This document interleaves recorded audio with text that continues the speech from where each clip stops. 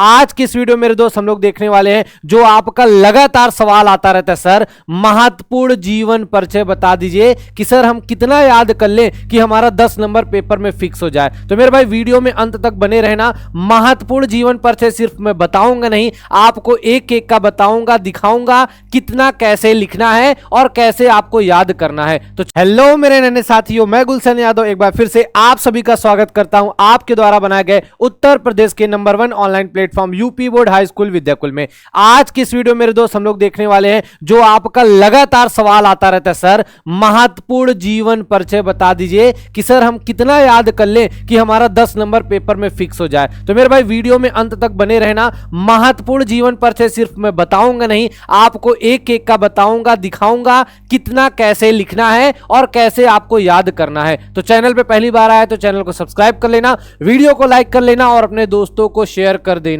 तो सबसे पहले मेरे दोस्त हम लोग देखेंगे आचार्य रामचंद्र शुक्ल जी का जीवन परिचय जो बहुत इंपॉर्टेंट है। अब इनके जीवन परिचय में आपको क्या क्या लिखना है तो याद रखिएगा, आचार्य रामचंद्र शुक्ल का जो जन्म था वो आपका 1884 में बस्ती जिले के अगोना नामक ग्राम में हुआ था। रामचंद्र शुक्ल के पिताजी का नाम क्या था? चंद्रबनी शुक्ल था। कक्षा इंटर की पढ़ाई इन्होंने की, इसके बाद इनकी पढ़ाई छूट जाती है। उसके बाद याद रखिएगा मिर्जापुर के पंडित केदारनाथ पाठक एवं प्रेमघन के संपर्क में आकर इन्होंने क्या किया? हिंदी, उर्दू, बांग्ला, संस्कृत, अंग्रेजी आदि कई भाषाओं का क्या हुआ? इन्होंने ज्ञान अर्जन किया और आनंद कादंबनी नामक पत्रिका में इनकी रचनाएं प्रकाशित होने लगी। और याद रखिएगा अंत में 1941 में इनका देहांत हो जाता है। क्या सर इतना लिख देंगे नंबर मिल जाएगा? अरे नहीं भाई, इसके बाद बहुत सारी चीजें और बची हैं। ये अगर आप लिखते हैं तो आपको 5 में 5 मिलने वाला है। सबसे पहले क्या है आपका साहित्यिक परिचय में याद रखिए, एक युग प्रवर्तक आलोचक थे आपके रामचंद्र शुक्ल। कृतियों की बात करें, पेपर में 1 पूछता है, आप 2 लिखिएगा। निबंध, चिंतामणि, इतिहास, हिंदी साहित्य का इतिहास। अगर भाषा की बात करें, शुद्ध साहित्यिक, शैली की बात करें विवेचनात्मक। अब आता है हिंदी साहित्य में स्थान। तो याद रखिएगा इनकी विशिष्ट दीप्तमयता के कारण इनके समकालीन हिंदी गद्य के युग को शुक्ल युग यानी रामचंद्र शुक्ल के नाम पर ही शुक्ल युग पड़ा है। मेरे भाई इतना आप लिखोगे तो आपके 5 में से 5। ये तो अभी 1 हुआ, अभी और कौन कौन से इंपॉर्टेंट है वो हम देखते हैं। दूसरी बारी आ जाती है आपकी जयशंकर प्रसाद के। याद रखना जितना मैं यहां करवा रहा हूं एग्जाम में, इसी में किसी ना किसी का आपका लिखने के लिए आ जाएगा। जयशंकर प्रसाद का जन्म याद रखना 1889 ईस्वी में होता है। जयशंकर प्रसाद जी के पिता का नाम देवी प्रसाद था। याद रखिएगा पिता का देहांत हो जाता है। उसके बाद घर पर ही या स्वाध्याय से मतलब खुद से पढ़ के क्या फारसी, संस्कृत, हिंदी, उर्दू तथा मेरे भाई अंग्रेजी शिक्षा प्राप्त करते हैं। इसके बाद प्रसाद जी काव्य सृजन के गुण बाल अवस्था से ही इनमें निहित थे, मतलब बचपन से ही ये कविताएं लिखना शुरू कर देते हैं। इसके बाद मेरे भाई याद रखिएगा इनका जो पूरा जीवन था ना संघर्षों से घिरा हुआ था कि बचपन में पिता का देहांत हो गया और बाद में बाकी सारी समस्याएं, लेकिन फिर भी ये कभी हार नहीं मानते हैं और अंततः क्षय रोग से इनकी जो मृत्यु होती है 1937 में हो जाती है। ठीक है मेरे भाई, अब आ जाते हैं साहित्यिक परिचय। याद रखना इन्होंने कामायनी जैसी विश्व प्रसिद्ध महाकाव्य की रचना करके क्या किया था मेरे भाई? हिंदी साहित्य को अमर कर दिया था। अगर कृतियों की बात करें तो आंसू, कामायनी, उपन्यास की बात करें तो मेरे दोस्त आपका कंकाल। रचनाएं 1 पूछता है मेरे साथी, आप 2 लिखिएगा। याद रखिएगा भाषा में जो प्रसाद जी की भाषा थी ना वो संस्कृत के तत्सम शब्द यानी आपकी खड़ी बोली का प्रयोग ये करते थे।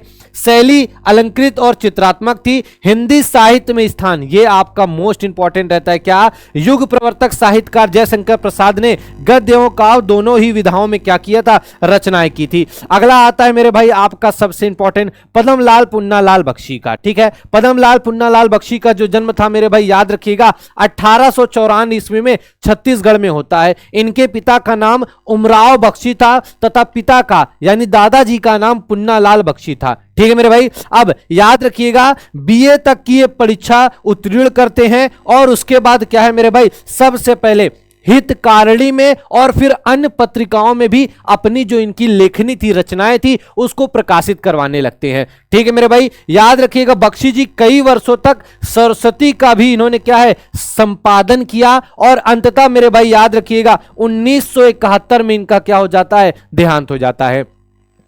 अब आ जाते हैं साहित्यिक परिचय में, तो याद रखिएगा पद्मलाल पुन्नालाल बख्शी, याद रखिएगा द्विवेदी युग के प्रसिद्ध रचनाकार थे। उसके बाद मेरे भाई कृतियों की बात कर लेते हैं। कहानी में इनकी झलमला और निबंध संग्राम में कुछ बिखरे पन्ने। इसके बाद मेरे भाई भाषा की बात करते हैं तो इन्होंने कहीं कहीं पर उर्दू और कहीं कहीं पे अंग्रेजी का भी क्या है इस्तेमाल किया हुआ है। इसके बाद मेरे भाई शैली याद रखना भावात्मक, हिंदी साहित्य में स्थान क्यों इनको जाना जाता है, तो याद रखिए क्या कि बख्शी जी गणना एवं शिष्ट हास्य व्यंग्यकार और कुशल आलोचक के रूप में जाने जाते हैं। अगला मेरे भाई डॉक्टर राजेंद्र प्रसाद, ये तो भाई पेपर में 100% आएगा। याद रखिएगा डॉक्टर राजेंद्र प्रसाद का जन्म 1884 ईस्वी में बिहार में होता है। याद रखिएगा इनके पिता का नाम क्या था, महादेव सहाय था। कलकत्ता में ही इन्होंने क्या एमए और आपका एलएलबी की परीक्षा उत्तीर्ण की। आपको पता है डॉक्टर राजेंद्र प्रसाद हमारे भारत के पहले राष्ट्रपति थे। डॉक्टर राजेंद्र प्रसाद ने देश के लिए बहुत सारे कार्य किए जिनकी वजह से उनको आज भी जाना जाता है। याद रखिएगा प्रथम राष्ट्रपति रहे और 1963 ईस्वी में इनका क्या होता है, देहांत हो जाता है। लेकिन उससे पहले इनको 1962 में भारत रत्न मिलता है। ठीक है मेरे भाई, अगला आ जाता है साहित्यिक परिचय। तो डॉक्टर राजेंद्र प्रसाद एक महान सफल क्या थे, लेखक थे। कृतियां है भारतीय शिक्षा, शिक्षा और संस्कृति। भाषा मेरे भाई निबंध में अंग्रेजी और उर्दू और कहीं कहीं बिहारी भाषा का भी इस्तेमाल करते हैं। शैली साहित्यिक शैली, हिंदी साहित्य में स्थान, तो डॉक्टर राजेंद्र प्रसाद हिंदी के विशिष्ट सेवक एवं क्या थे, प्रचारक थे। अब अगला मेरे भाई आ जाता है, देखो ये आपको पेपर में लिखना है, ये मैं आपको बता रहा हूं कि पेपर में आपको इसी तरह पूरा लिखना है जिससे आपको लेखकों के जीवन परिचय में 5 नंबर मिलेगा। अब कवियों की बारी आती है, कवियों को कौन कौन से याद करना है या पेपर में क्या क्या आएंगे। तो सबसे पहले आता है मेरे भाई आपका सूरदास। तो याद रखिएगा जो सूरदास का जन्म माना जाता है कि रुकनता में हुआ था, 1478 ईस्वी में हुआ था। एक बात और मैं आपको बताता हूं, जो पहले के कवि थे उनका जो जीवन है ना, डेट एग्जैक्ट किसी को नहीं पता है, तो हमेशा विद्वानों में मतभेद होता था। तो परेशान मत होइएगा कि किसी किताब में ये लिखा है, किसी किताब में ये लिखा है। ठीक है मेरे भाई, और याद रखिएगा पंडित रामदास जी के यहां इनका जन्म होता है। कुछ विद्वान सिही में भी इनका जन्म स्थान मानते हैं सूरदास का, और ऐसा बोला जाता है कि सूरदास बचपन से ही अंधे थे। लेकिन कुछ विद्वान इसमें मतभेद करते हैं कि भैया अगर बचपन से ये अंधे होते हैं तो मेरे भाई जो इन्होंने कृष्ण की बाल लीलाओं का इतना बढ़िया से वर्णन कैसे कर पाते हैं, अभी भी उसमें मतभेद चलता रहता है। ठीक मेरे भाई, और याद रखिएगा अपने गुरु के कहने पर कृष्ण लीला का गान ये करना शुरू कर देते हैं और अंत में मेरे भाई 1583 ईस्वी में इनका क्या हो जाता है, देहांत हो जाता है। अगला मेरे भाई साहित्यिक परिचय। तो सूरदास जी महान काव्यात्मक परीक्षा आपका प्रतिभा से संपन्न कवि थे। कृतियां मोस्ट इंपॉर्टेंट है जो पेपर में आपको लिखना है, क्या 3 ग्रंथ हैं। एक है मेरे भाई आपका सूर सागर, सूर सरावली और साहित्य लहरी। भाषा है ब्रज भाषा, शैली है गीतात्मक। हिंदी साहित्य में स्थान, सूरदास जी हिंदी साहित्य के महान काव्यात्मक प्रतिभा संपन्न क्या थे, कवि थे। ठीक है मेरे भाई, ये आपको लिखना है पेपर में अच्छे नंबर के लिए। गोस्वामी तुलसीदास की बात करते हैं तो याद रखिएगा गोस्वामी तुलसीदास का जन्म क्या 1532 ईस्वी में माना जाता है, लेकिन अभी भी इनके जन्म के समय में मतभेद होता रहता है। ठीक है, तुलसीदास का जन्म बांदा जिले के राजापुर गांव में माना जाता है। ठीक है मेरे भाई, और कुछ विद्वान सोरो जिले में इनका मानते हैं, लेकिन ठीक है मतभेद तो चलता रहेगा। और ठीक है, इनके याद रखिएगा तुलसीदास जी के पिता का नाम आत्माराम दुबे था, माता का नाम हुलसी था। ठीक है, इनके ठीक है मेरे भाई मूल नक्षत्र में जन्म होने के कारण बचपन में ही इनकी माता पिता ने इनको छोड़ देते हैं। नीरू और नीमा नामक 2 जुलहे इनका क्या करते हैं, पालन पोषण करते हैं और इनको बड़ा करते शिक्षा दीक्षा देते हैं। ठीक है मेरे भाई, याद रखिएगा 1623 ईस्वी में काशी में ही इनका क्या हो जाता है, देहांत हो जाता है। आगे आ जाते हैं मेरे भाई सबसे इंपॉर्टेंट हिंदी साहित्य में स्थान। तो मेरे भाई अगर आप तुलसीदास के बारे में जानोगे तो इन्होंने आपका एक बहुत महत्वपूर्ण महाकाव्य लिखा था, वो आप कमेंट करके मुझे बता दीजिएगा। बाकी तुलसीदास जी ने सगुण निर्गुण ज्ञान भक्ति शैव वैष्णव और विभिन्न मतों ठीक है, विभिन्न मतों एवं संप्रदायों में समन्वय के उद्देश्य से अत्यंत प्रभावपूर्ण भावों की अभिव्यक्ति की है।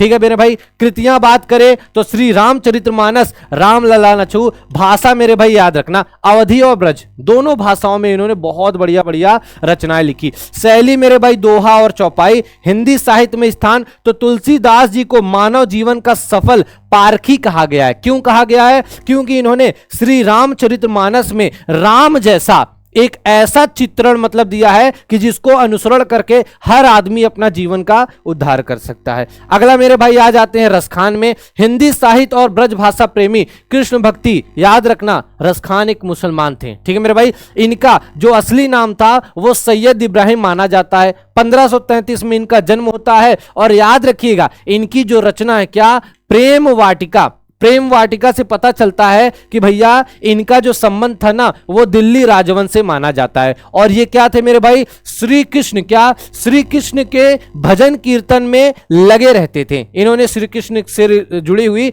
बहुत सारी रचनाएं लिखी थी। ठीक है मेरे भाई, इसके बाद याद रखिएगा 1618 में इनका क्या हो जाता है, देहांत हो जाता है। अगला आ जाते हैं मेरे भाई साहित्यिक परिचय। तो रसखान ने श्री कृष्ण की भक्ति में पूर्ण रूप से अनुरक्त होकर अपने काव्य का सृजन किया। अरबी और फारसी भाषा पर भी इनका बहुत अच्छा पकड़ था। कृतियों की बात करें तो रसखान द्वारा रचित दो ही रचनाएं मिलती हैं, एक है मेरे भाई सुजान रसखान, दूसरी है आपका प्रेम वाटिका। भाषा ब्रज भाषा, हिंदी साहित्य में स्थान तो कृष्ण भक्ति कवियों में रसखान का महत्वपूर्ण स्थान है। ठीक है, मतलब कृष्ण भक्ति के जितने भी आपके कवि मिलेंगे उनमें महत्वपूर्ण इनका स्थान माना जाता है। अंतिम मेरे भाई आपका बिहारी, याद रखना पेपर में इन्हीं में से एक आता है। कवि बिहारी का जन्म मेरे भाई 1603 में ग्वालियर में होता है। इनके पिता का नाम केशव राय चौबे था। ठीक है मेरे भाई, और अपने पिता के साथ ग्वालियर के ओरछा नगर में आ जाते हैं और वहीं पर याद रखिएगा केशव दास से क्या इन्होंने काव्य शास्त्र की शिक्षा प्राप्त करते हैं। उसके बाद मेरे भाई बिहारी जयपुर नरेश क्या मिर्जा राजा जयसिंह के आश्रित कवि भी माने जाते हैं। ठीक है मेरे भाई, याद रखना बिहारी की एक बहुत महत्वपूर्ण रचना एक ही है, बिहारी सतसई, और इन्होंने लिखा था 1663 ईस्वी में इनका क्या हो जाता है, निधन हो जाता है। साहित्यिक परिचय, बिहारी जी ने 700 से अधिक दोहे की रचना की है जो कि विभिन्न विषयों और भावों पर आधारित है।